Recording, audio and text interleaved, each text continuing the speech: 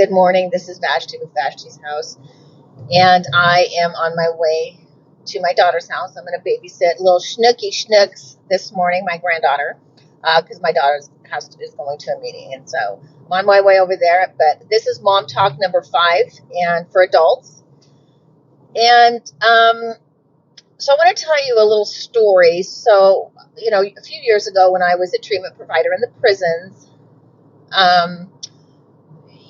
I taught classes, treatment classes, and most of the men didn't want to be in these classes. A lot of them were mandated, or they just needed to be there to meet specific parole and probation requirements. So they didn't want to be there.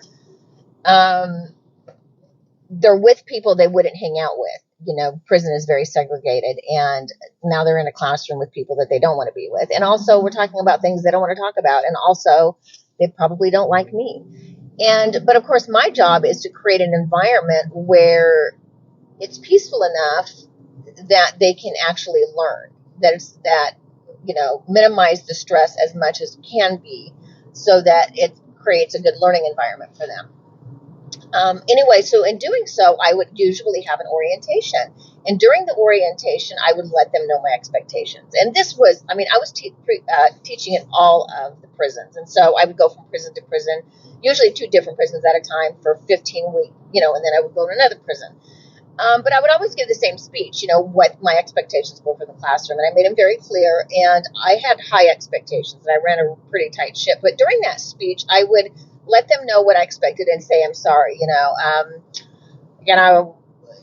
these are the rules and the expectations. I'm sorry, but you're going to have to do them. I'm sorry, but if you don't do what's expected of you and you get so many dings, I'm going to ask you to leave class. I'm sorry, but if that. Anyway, during one of my speeches at one of the prisons, mid-sentence, and, they're all staring at me, flat face, their flat affects or the stink eye. But mid-sentence, I stopped myself and I said, you know what?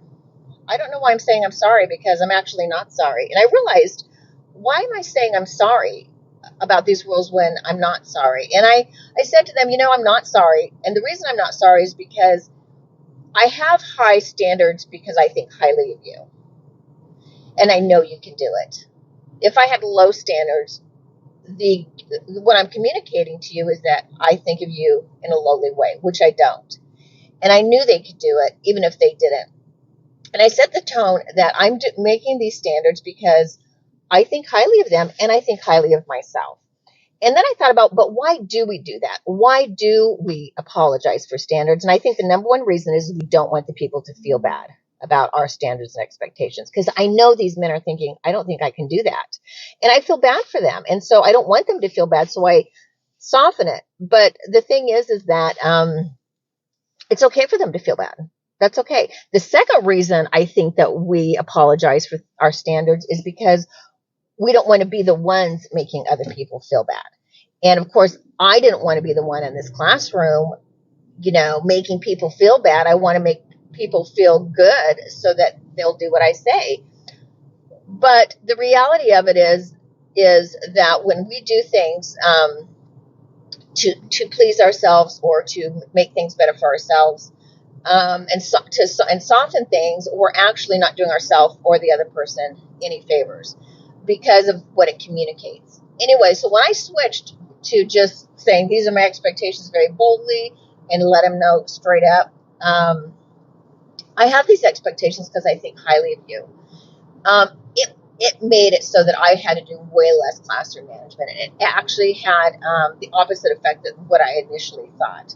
So this is my reminder to you as an adult person that you're allowed to have your personal standards, and that when you have standards for yourself and those around you, it communicates that you value them and yourself.